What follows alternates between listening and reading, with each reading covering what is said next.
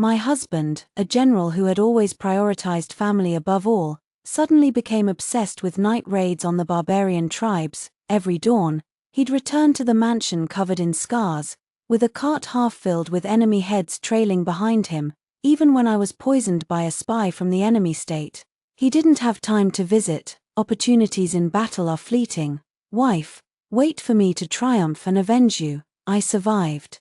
At the palace banquet where he presented the barbarian king's flag to the emperor, celebrating my recovery with his military achievements, I requested a divorce. All the civil and military officials accused me of being jealous and unreasonable. Xiao Ju tore off his helmet and threw it at me, his eyes bloodshot with rage. You're wearing the imperial title I earned for you. How dare you throw a fit over the dead, if it weren't for the glory and wealth of you and our son? Why would I risk my life fighting on the blade's edge every night? I dodged the helmet, pointing coldly at the rouge-stained silk thread caught in the crevices of his armor. If you truly enjoy killing, stop using our mother and son as excuses. After the divorce, you can slaughter the entire world, no one will stop you. Silence descended on the hall of supreme harmony, so thick you could hear a pin drop. The emperor sat solemnly on the dragon throne, his expression unreadable. The empress froze mid-fan, and the gazes of all the officials pierced me like needles. Xiao Ju seemed to finally register what had happened. He strode forward, his anger still blazing in his eyes. Warning, stop fooling around in front of His Majesty. His voice was lowered, but it still carried the usual tone of command. His Majesty just conferred upon you the title of first-class noble lady. This is how you repay his grace. My father, the imperial tutor, immediately stood up and knelt. My daughter is unruly and has disturbed your Majesty. Please forgive her crimes. He turned to me, his face ashen with anger. You unfilial wretch, hurry and apologize to the great general. Do you realize whose honor you've disgraced today? Xiao Ju quickly helped my father up, putting on a magnanimous demeanor. Father-in-law, you're overreacting. Warning is just throwing a tantrum with me. It's my fault for arguing with her in public. He turned to take my hand, but I stepped aside to avoid him. I looked at him, the man I once thought I'd spend my entire life with. He was covered in the dust and blood of war, now revered as the god of war of the great Zhou dynasty. Everyone thought it was my great fortune to share half of the glory he'd fought for with his life. But the rouge-stained silk thread in his armor and the mixed stench of blood and powder on his body silently mocked my foolishness. I'm not fooling around. I met his gaze, every word clear and firm. Xiao Ju, I want a divorce. This sentence once again erupted like a thunderclap at the palace banquet. My mother-in-law, the Dowager Duchess of Zhenghua, immediately trembled with anger and pointed a finger at me. Xie Waning, have you lost your mind? What has the Xiao family ever done to wrong you? Xiao Ju's younger sister, Xiao Lingshan, rushed up to me. My brother risked his life countless times for you and Jingming. And this is how you repay him. As soon as he comes back, you want a divorce. You jealous woman, can't you bear to see my brother happy? My father's lips trembled with rage, and he raised his hand to strike me. How could I have raised such an ungrateful creature? The slap was intercepted by the head maid beside the empress. Calm your anger, imperial tutor. This is a palace banquet. Xiao Ju stood apart from the chorus of accusations, as if he were the betrayed victim. He stared at me intensely. Give me a reason. Is there someone hiding in your mansion? He actually had the audacity to ask if I was hiding someone. I looked into his bloodshot eyes and the contemptuous gazes around me, my heart turning icy cold. Xiao Ju, ask yourself, do you truly not know why I want a divorce? Beside him, my dearest friend, Liu Ruyan, the daughter of the Minister of Personnel, quietly stepped forward and comforted me softly. Warning, don't be like this. Can't we talk this out at home? The general just returned victorious. You'll break his heart by making a scene like this. As she spoke, she glanced at Xiao Ju with concern, her eyes flowing with tenderness that made her look utterly pitiful. Xiao Ju's gaze softened as it fell on her. Ruyan, this has nothing to do with you. I sneered inwardly. Nothing to do with her. Our son Jingming was suddenly brought in by his nanny. Frightened by the commotion, his little face turned pale. When he saw me, he buried his head in the nanny's arms as if I were a monster. I don't want mother. Mother is scary, Jingming cried, stretching out his little hand, not to me, but to Liu Ruyan. Want Aunt Ruyan to hold me? My mother finally couldn't hold back. She hurried over and grabbed my arm, warning. How long are you going to act like this? For Jingming's sake, you should endure. Her words were like a blunt knife, slashing repeatedly at my already shattered heart. She was someone who could swallow her pride for the family's glory, but I wasn't. I knelt down to hug Jingming, but he cried even harder, kicking and hitting me. Bad mother, I hate you. You make father unhappy. Liu Ruyan stepped forward at the right moment, taking Jingming into her arms and soothing him gently. Jingming is good. Don't be afraid. Your mother is just in a bad mood. Her compassionate look made me seem like the unreasonable villain. Jingming quickly calmed down in her arms, clutching her lapels tightly as if she were his real mother. Holding the child, Liu Ruyan turned to me, a flash of triumph in her eyes, warning, "Did you hear some gossip and misunderstand the general? The general only has you and Jingming in his heart. Why hurt your marital bond over unfounded rumors?" Her words seemed to defend me, but every sentence confirmed my crime of jealousy. Sure enough, Xiao Ju's face darkened completely. He grabbed me roughly, his grip so tight it felt like he would crush my wrist. "Xie warning, apologize." "Apologize to whom?" I asked coldly. "To me, to your parents, and to everyone whose joy you've ruined." I looked at him, suddenly finding the whole situation absurd. Dream on. The emperor, who had been silent all along, finally spoke. "General Xiao, family matters should be handled privately. Today is your celebration of victory, don't put the cart before the horse."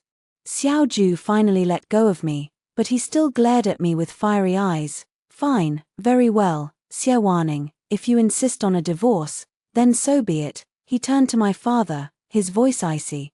"But Jingming is the blood of the Xiao family, you take him away." I looked at Jingming in Liu Ruyan's arms and asked him one last time, "Jingming, come with mother." "Okay." The child clung to Liu Ruyan's neck and shook his head violently. "I don't want you, you're a bad woman. I only want father and Aunt Ruyan." I closed my eyes. When I opened them again, my heart was a barren wasteland. "Very well," I said to Xiao Ju, "the son is yours." As I left, I heard my mother-in-law's triumphant snort behind me. "My son is such a hero, he'll have no trouble finding someone better than her." As for some people, being divorced by their husband and rejected by their own son, I'd like to see who dares to marry her in the future. My parents echoed her words, apologizing to the Xiao family. "Rest assured, in-laws, if she wants a divorce, we'll treat her as if she were never our daughter." Stepping out of the palace gate, the night wind howled bitterly. The imperial phoenix crown weighed heavily on me.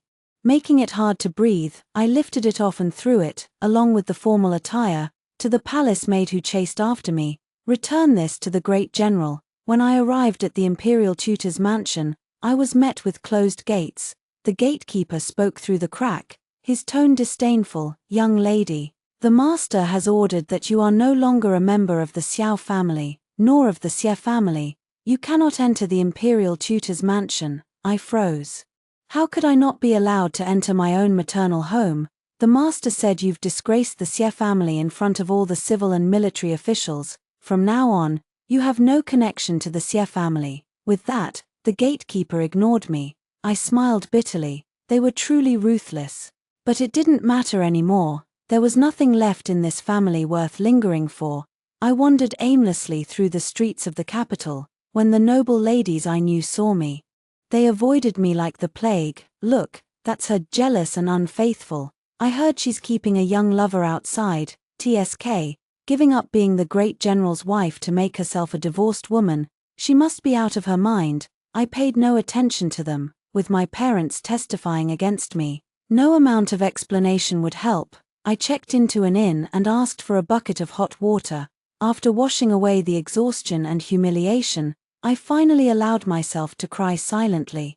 This was the feeling of being betrayed by the entire world. There was a knock on the door. It was my personal maid, Chundao. She had come with me from my maternal home and was the only one still willing to follow me. "Young lady, I've found out, Miss Liu. She's been frequenting Jinyu Workshop in the southern part of the city lately." Jinyu Workshop was the largest jewelry store in the capital, and it belonged to the Liu family. What is she doing there, it seems? It seems she's choosing her dowry. Chuantao's voice hesitated. I heard that the Minister of Personnel intends to betroth Miss Liu to, she dared not say the name, but I already knew, Xiao Ju. He was moving fast. The divorce papers hadn't even taken effect yet, and he was already preparing to marry someone new. Chundao, go do something for me. The next day, dressed in plain clothes, I went to the scene hall in the west of the city. It housed many orphans displaced by the war. As soon as I entered the courtyard, I heard a commotion. Several lavishly dressed women pointed at a thin, small girl, loudly berating her. You little bitch, you dare to steal my purse, to be so bad at such a young age. What will become of you when you grow up? I stepped forward and saw that the girl was Ali, whom I had sponsored a few days ago. She stubbornly held her back, letting the women push and scold her, refusing to open her mouth. I protected her behind me, glaring coldly at the women. Ladies, in broad daylight, bullying a child, don't you think it's beneath your dignity? The leading woman recognized me. Who is it? I thought. It's actually Miss Xie, who was kicked out by her husband's family. She sized me up and down with disdain. What's this? You're not living well yourself. But you have the leisure to meddle in other people's business. I heard you didn't even want your own son, and now you're here pretending to be compassionate. How laughable. My heart tightened. What's wrong with Jingming? What's wrong? He was vomiting and having diarrhea all night last night, tossing and turning for half the night. This morning, he developed a high fever again. The general is so anxious that he's searching for doctors all over the city. You, as his mother, are doing well, and you're in the mood to stroll around here. In the hospital room, Jingming's small face was flushed red with fever, and he was sleeping soundly in bed. Xiao Ju and Liu Ruyan stood on either side of him, guarding him. As soon as I stepped into the room, the imperial physician scolded me with a stern face. Madam General, didn't I specifically remind you that the young master has a weak spleen and stomach, and must avoid cold foods? Why did you give him chilled lychees again? I didn't. Before he could finish speaking, Jingming woke up, weakly tugging at Xiao Ju's sleeve and weeping. Father, it was mother. Mother insisted I eat it. I was thunderstruck. When did Jingming learn to tell such lies? Liu Ruyan quickly took a handkerchief to wipe Jingming's sweat, looking at me with red eyes. WN Ning, what on earth are you doing? Even if you're angry with the general, you can't joke around with the child's health. The child is innocent. When did Jingming learn to tell such lies? Liu Ruyan quickly took a handkerchief to wipe Jingming's sweat, looking at me with red eyes. WN Ning, what on earth are you doing? Even if you're angry with the general, you can't gamble with the child's health. The child is innocent. Xiao Ju couldn't bear it any longer and rushed over to slap me across the face. Even a tiger doesn't eat its cubs. Xie WN Ning, if you have any anger, direct it at me. Why harm Jingming? I staggered and leaned against the door frame, my cheek burning with pain. At this moment, Xiao Ju's personal guard hurried in and handed me a brocade box. Madam, this is a luminous pearl that the general specially sought for you from Western region merchants. Please stop making a fuss, slap me in the face and then give me a sweet date. Truly his usual trick. I gave a cold laugh, took the brocade box, and handed it directly to Liu Ruyan. Since Miss Liu wants to be the new mistress of this general's mansion, consider this meeting gift from me. The old one, take it. Xiao Ju's face was livid. He snatched the brocade box, stuffed it into Liu Ruyan's hands, and roared at me, "Get out, I will never do anything so humiliating again." I turned to leave, but before leaving, I couldn't help but take one last look at Jingming on the bed. 3 days later was the day the clan elders had agreed upon to handle our divorce. I arrived at the Xiao family ancestral hall on time, but Xiao Ju was nowhere to be seen. His chief clerk brought a new divorce agreement, which listed the 7 grounds for divorce, including my being jealous, unkind, and unchaste. The last condition is that I leave with nothing and all the dowry under my name will be left to the Xiao family as compensation. The general said, if you sign this document, he will consider allowing you to visit the young master once during festivals.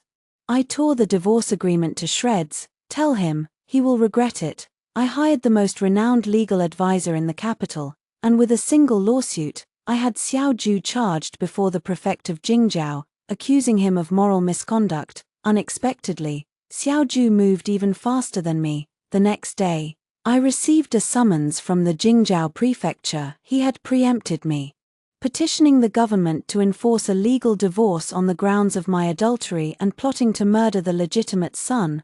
On the day of the trial, the gallery was filled with Xiao Ju's supporters, including my biological parents. Xiao Ju, dressed in fine silk robes, strode confidently toward me and whispered softly, "It's not too late to regret. If you withdraw your lawsuit and calmly sign the divorce decree, I can, for Jingming's sake, ensure you have a comfortable life for the rest of your days." My parents also stepped forward, coldly warning me, "You repent now and bow your head in apologies, and the Xiao family may still remember some of our old kindness. Our Xie family will still recognize you as our daughter." I ignored them and walked straight toward the hall. The trial began, and Xianju's lawyer cited classics and listed my various charges. Liu Ruyan, as a witness, wept bitterly, recounting how she had unintentionally discovered my secret correspondence with an outsider, and how she had caught me giving cold-natured food to Jingming. She presented a thick stack of letters, filled with my lovelorn words to my beloved. The magistrate of the capital prefecture examined the evidence they presented and listened to Liu Ruyan's testimony. He was about to slam the gavel then and there. "The Xie family is immoral. The facts are irrefutable. This official decrees. Divorce is granted. The eldest son will be raised by the Xiao family, and the Xie family will leave with nothing." The courtroom erupted in cheers. Xiao Ju revealed a victorious smile, while Liu Ruyan excitedly covered her mouth with a handkerchief. But just as the gavel was about to fall, I said loudly, "My lord, hold on, I have an objection, and I have solid evidence to prove that the plaintiff, Xiao Ju, is actually the party at fault." The entire courtroom fell silent instantly, and everyone's eyes focused on me. The magistrate of the capital frowned, looking at me with annoyance. "Xie, this is a court of law. How can you be so unreasonable? With both witness and evidence present, what else do you have to say?" I said calmly, "Your Honor, I wish to summon a witness." The prefect sneered. "Your witness? Could it be your secret lover?" A burst of laughter erupted from the crowd below. I remained calm. "My first witness is an orphan girl from Xin Hall, Ali." As soon as I spoke, the chamber erupted in murmurs. What waves can a woman of ill repute, cast off by her husband, and a lowly orphan girl stir up? A mocking smile tugged at the corner of Xiao Ju's lips. Soon, the thin and small A pair was brought before the court. She was a little scared, but when she saw me, her eyes became firm again. Xiao Ju's lawyer immediately attacked. "An inexperienced child, what can she possibly understand? How can her testimony be trusted?" "Whether it can be trusted or not, you'll know after you hear it." I looked at Ali and asked gently, "Ali, tell the adult what you saw on the street the day Prince Jingming fell ill a few days ago." Ali took a deep breath and said in a crisp yet slightly trembling voice, I saw a woman wearing the clothes of a Liu manor servant, buying a bag of iced lychees at a street stall." Liu Ruyan's face instantly changed. Ali continued, "I recognize that woman. She often follows Miss Liu. I saw her carrying the lychees, sneaking toward the back gate of the general's manor, and handing the items to another nursemaid holding a child. That nun was none other than Jingming's wet nurse." Liu Ruyan immediately retorted sharply, "Nonsense, you little wretch. You must have been instructed by her to speak such absurdities." I stared at her coldly. "Why are you so guilty, Miss Liu? I have a second witness. Bring Nanny Wang." When Nanny Wang was led forward, her face was ashen with fear. At the sight of Liu Ruyan, she knelt heavily on the ground with a thud. "Spare me, miss, spare me." By this point, the truth was self-evident. Liu Ruyan had bribed the nanny to feed Jingming cold, harmful substances, then framed me for it. Liu Ruyan's face turned deathly pale, her body swaying unsteadily. Xiao Ju's expression was equally grim. He never thought I'd find a witness, yet he still forced himself to hold his ground. "Even if this is true, it only proves Ruyan acted out of jealousy in a moment of foolishness. This has nothing to do with your infidelity." He pointed at the stack of letters. "Are these letters fake too?" I looked at the letters and sneered inwardly. The letters are real. Xiao Ju froze. Everyone in the hall froze. I admitted it. My father trembled with rage, pointing at me and shouting, "Unfilial wretch! You actually did such a shameless thing." Shock flashed across Xiao Ju's eyes, followed by unbridled fury. "Xie Warning, you confessed it yourself. How dare you stand here with any dignity left?" Liu Ruyan also recovered from her panic, a flicker of joy in her eyes, facing everyone's gazes. "I spoke slowly, I wrote the letters, but the recipient is not some outsider man." I turned toward the dragon throne, where the emperor had quietly arrived at some point. Listening to the trial from behind a screen, I knelt and said loudly, "Your servant dares to beg your majesty to uphold justice for me. Please summon Her Majesty the Empress to testify in court." This dropped a bombshell. Summon the Empress to testify. The entire Jingzhou Prefecture Yamen fell so silent you could hear a pin drop. The prefect of Jingzhou slid off his chair in terror, scrambling to his knees. "Holy, Your Majesty!" Xiao Ju's face turned deathly pale in an instant. He stared at me, his eyes filled with disbelief. From behind the screen came the Emperor's deep, steady voice. "Granted, soon." The head maid beside the Empress appeared in the courtroom, holding a brocade box. She paid no attention to anyone, striding straight to the center. By imperial order of Her Majesty the Empress, the head maid opened the box, revealing the stack of letters used as evidence. These letters are indeed written in Xie Waning's own hand, and the recipient is none other than Her Majesty the Empress herself. The hall erupted in shock. I had been corresponding with the Empress. My parents were completely dumbfounded, kneeling stiffly on the ground, unable to utter a word. Liu Ruyan was struck dumb, collapsing to the floor. I stood up, my cold gaze sweeping over Liu Ruyan, then over my so-called birth parents. "Xiao Ju, did you really think I knew nothing about your dirty deeds?" I pulled another piece of evidence from my sleeve, the very rouge-stained silk thread I'd found caught in the crevices of his armor. "Your Honor, look." I presented the thread. "This is called Uni Sho, cloud neon silk, tribute from the western regions. Its weaving process is extremely complex, with only 3 bolts produced each year, exclusively for the empresses and consorts in the palace to make clothing.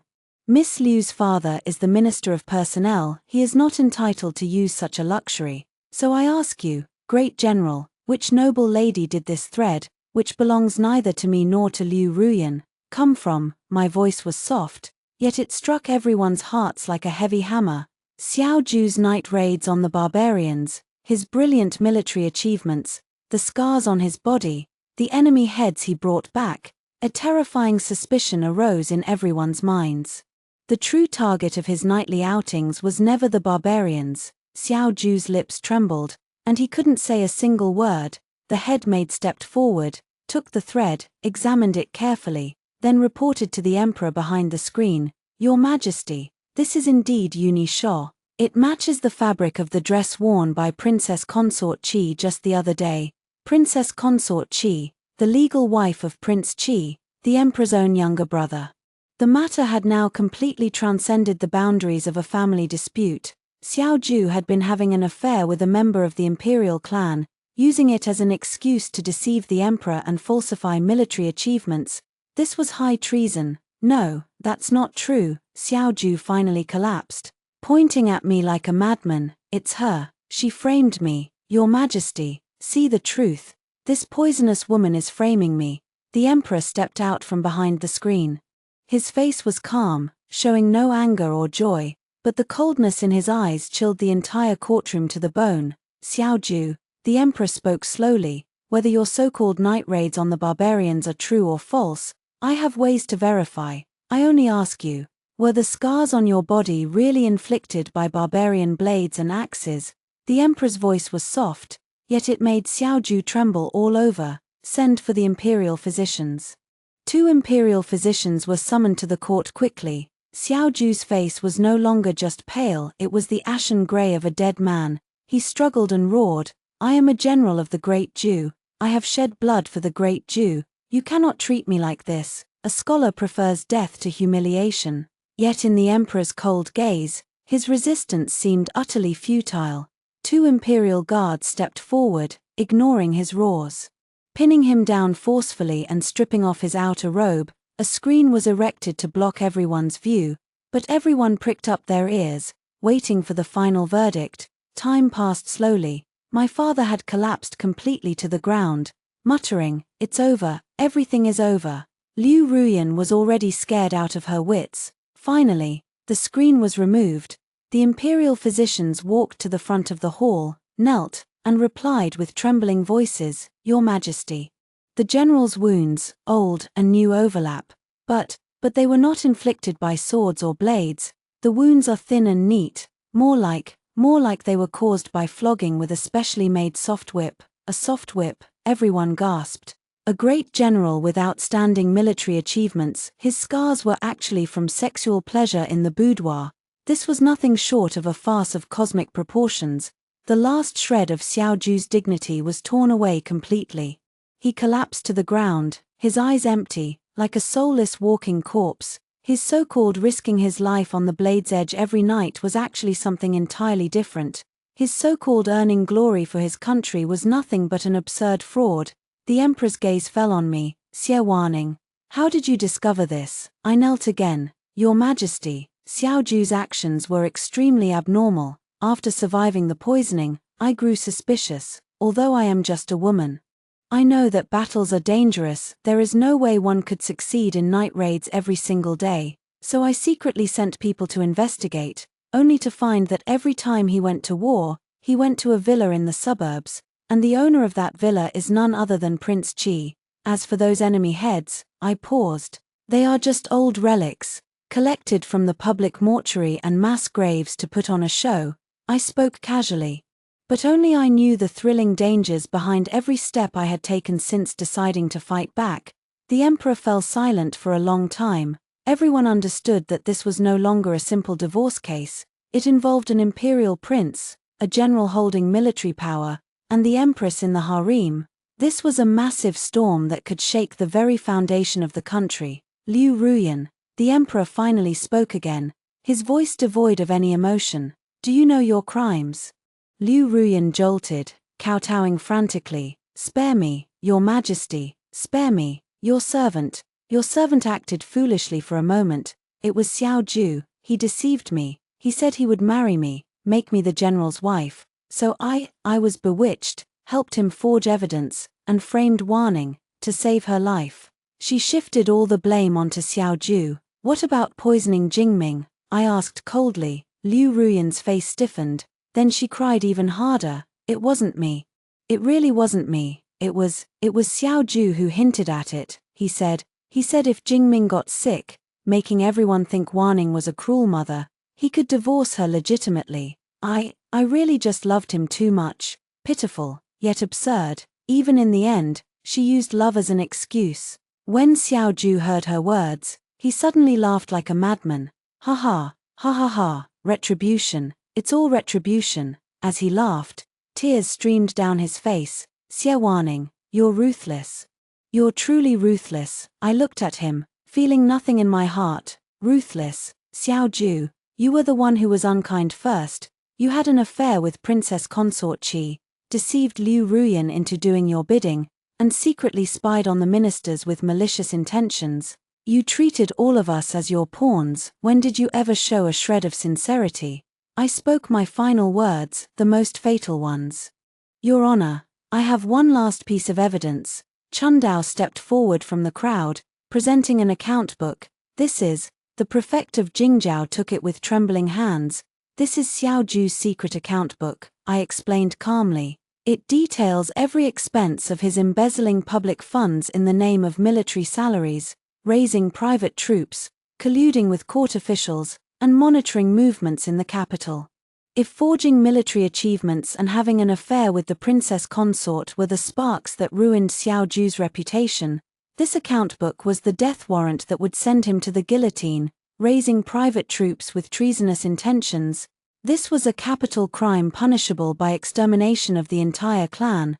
The last trace of color drained from Xiao Ju's face the moment he saw the account book. He stared at me in disbelief, as if looking at a monster. How did you get this?" This account book was his deepest, most core secret. How could I possibly know about it?" Of course I knew, Xiao Ju.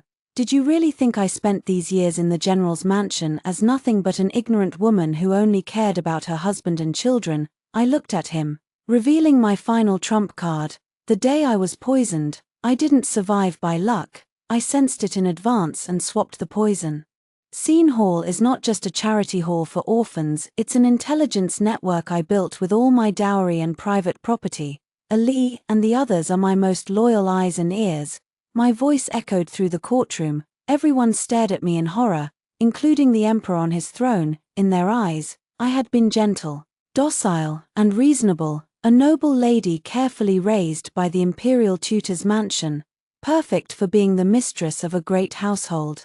None of them had imagined the fangs and claws hidden beneath that delicate exterior. Xiao Ju was completely stunned. He stared at me, his mouth opening and closing, but not a single word came out. He had lost completely, utterly defeated. My father, the imperial tutor, finally recovered from his shock, not at Xiao Ju's crimes, but at my methods. He scrambled to his knees before me, grabbing the hem of my skirt. Ninga, my dear daughter, I was wrong, I was blind before.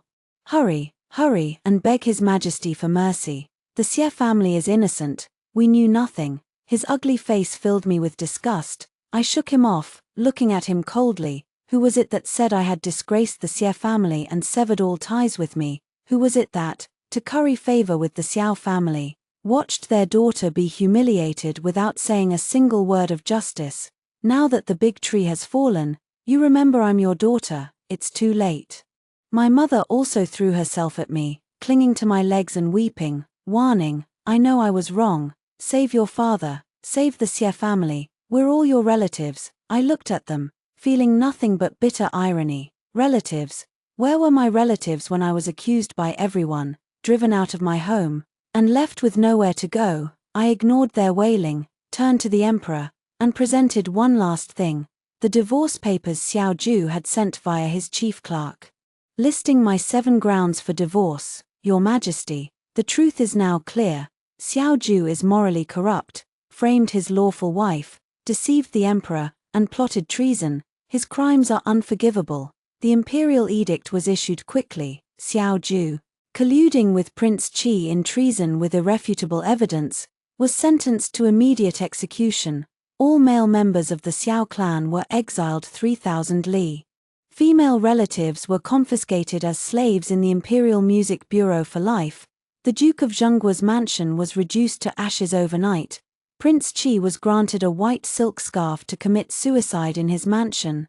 Princess Consort Qi, the woman who had left the Uni Sha thread, was demoted to a commoner and imprisoned for life. Minister Liu of the Ministry of Personnel, for failing to discipline his daughter and having connections with traitors, was dismissed from office. Ordered to relocate his entire family back to their ancestral home, and never re-employed. Liu Ruyan, as one of the masterminds behind framing me, deserved a severe punishment, but in recognition of her role in exposing Xiao Ju, the emperor spared her life, sentencing her to become a nun at Ganya Temple outside the city for the rest of her days.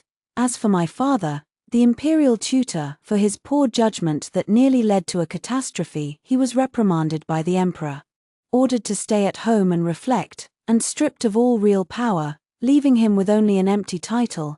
The Xie family became a laughingstock in the capital from then on. As for Xiao Ju and me, the emperor approved my divorce request and issued an edict granting me custody of Jingming. The first-class noble lady's phoenix crown I had thrown back to the palace maid was sent to me again, this time personally bestowed by the emperor, not as someone's wife, but in my own name. Xie warning, for exposing traitors and rendering meritorious service to the state. News spread throughout the capital. The noble ladies who had once avoided me now greeted me with beaming smiles, respectfully addressing me as Madame Xie. I paid them no mind. Once the dust settled, the first thing I did was go to the former Xiao mansion to pick up my son. The gates of the general's mansion had long been sealed, and the courtyard was in chaos when I arrived. Imperial guards were inventorying the seized property.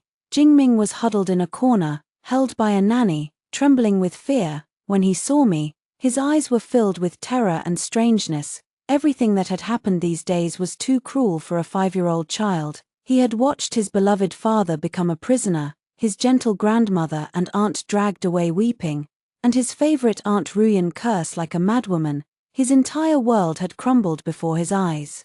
I walked toward him slowly, knelt down, and held out my hand. Jingming, don't be afraid, Mother's here to take you home. He looked at me, his lower lip trembling, and tears streamed down his face. Mother, he called me timidly, then threw himself into my arms and burst into tears. I did not return to the Imperial tutor's mansion. After my parents sent 10 messengers to invite me back, even coming in person, only to be turned away, they finally gave up. Using the gold and silver rewarded by the emperor, I bought a quiet mansion in the capital. Free from the entanglement of the Xiao family and the burden of the Xie family, life was more peaceful than ever. Jingming had been severely traumatized. He fell seriously ill after returning home. When he recovered, he became silent and withdrawn, often staring blankly into space and having nightmares at night. I knew this was a psychological wound that couldn't be healed in a hurry. I declined all unnecessary social engagements, staying by his side every day. I taught him to read and write, told him stories, took him kite flying and fishing. I told him that his father had done something wrong and had to be punished, and that this had nothing to do with loving him. I told him that when you make a mistake, you must bravely admit it. Instead of blaming others like Aunt Ruyan, I worked hard, little by little, to correct his distorted sense of right and wrong. Chundao, Ali, and the others were all moved to the new mansion. The house gradually came to life with the presence of these children. As Jingming interacted with peers his age, he slowly opened up, and smiles returned to his face. One afternoon, I was sitting with Jingming in the courtyard, painting with leaves, when someone arrived from the palace, a royal edict from the empress, inviting me to the palace for a talk. I settled Jingming down, changed my clothes, and followed the palace maid to the palace. We met again in the same side hall. The empress dismissed all attendants. She took my hand, asked me to sit beside her, and looked at me carefully. I knew you were not one to be confined to a pond. Her words were filled with praise and emotion. I smiled. Your Majesty flatters me. I only acted to protect myself. The empress shook her head. If it were only for self-preservation, you wouldn't have gone this far. The moment you presented that account book, I knew your aspirations were greater than anyone's. I fell silent. Yes, my aspirations were great. I not only wanted to protect myself, I wanted those who had hurt me and looked down on me to pay their due price. I not only wanted to clear my name, I wanted to fight for a pure and innocent future for my son. We owe you a great debt for exposing Xiao Ju and Prince Qi. The empress sighed. If you hadn't acted decisively and struck first, the consequences would have been unimaginable once they had fully grown their wings. It was through Scene Hall's intelligence network that I had first uncovered Xiao Ju's affair with Princess Consort Qi. I had originally planned to use this as leverage for a divorce, forcing him to let go, but I never expected that during my investigation, I would accidentally discover their larger conspiracy. I knew that once this matter was exposed, it would be a fight to the death. As an abandoned wife rejected by both my husband's family and my own, what chance did I have against a powerful general holding military power and an influential prince? My only hope was to find an ally, someone stronger than them, and someone who also wanted them dead. So I wrote those letters. I gambled that the empress, as the ruler of the harem, would not be ignorant of court dynamics. I gambled that she needed a pawn like me, someone inside the situation, willing to risk everything. I won the bet. We worked together, one in the open, one in the shadows, one inside the palace, one outside, staging that great drama. With my resolve, I gained the empress's trust and fought for a way to survive for myself and Jingming. What are your plans for the future? The empress asked. I looked at the bright sunshine outside the hall and said softly, I want to take Jingming to Jiangnan for a while. The wind and sand in the capital are too harsh for his health. This was the truth. The capital is the center of power, but also a whirlpool of right and wrong. Although I won this round, I have completely exposed myself to everyone's sight. His Majesty seems to favor me, but the heart of an emperor is the most unpredictable. Can he trust a woman who can bring down the Grand General and a prince without any reservations? Rather than staying here, constantly scrutinized and suspected, it's better to return, find a place with beautiful mountains and clear waters, accompany my son, and live the rest of our lives in peace and stability. The Empress looked at me deeply, as if understanding my concerns. She nodded. Very well, staying away from this place of turmoil is a good thing for both you and your son. She took off a jade bracelet of excellent quality from her wrist and put it on my hand. Take this. If you encounter any difficulties outside, you can use this to seek help from any Four Seas Bank. The Four Seas Bank is the Empress's private property, spread throughout the Great Jew. This jade bracelet is her talisman for me, and also a promise. I was filled with gratitude and gave her a respectful bow. Thank you, Your Majesty. Leaving the palace, I began to prepare for my journey south. I entrusted Chundao with the management of the house and properties in the capital. At the Xian Hall, I also left enough money to ensure the children would have no worries about food and clothing. Before leaving, my parents came to see me one last time. They had aged a lot, with white hair at their temples. My father looked at me, his lips moved, but in the end, he didn't say anything. It was my mother who held my hand, tears streaming down her face. WN Ning, it's your parents who have failed you. Now that you're leaving, who knows when we'll see each other again. I looked at them, my heart devoid of resentment, only a detached calm remained. Let bygones be bygones, I said. Take care. I didn't say forgive, nor did I say goodbye. Some wounds, once inflicted, can never be mended. The carriage slowly drove out of the capital city. Jingming lifted the curtain, looking at the city towers growing farther away, and asked me softly, Mom, will we ever come back? I stroked his head and said with a smile, when Jingming grows up, if you want to come back, we will. He nodded as if he understood, rested his head on my shoulder, and quickly fell asleep. I looked at his sleeping face, and my heart was filled with peace.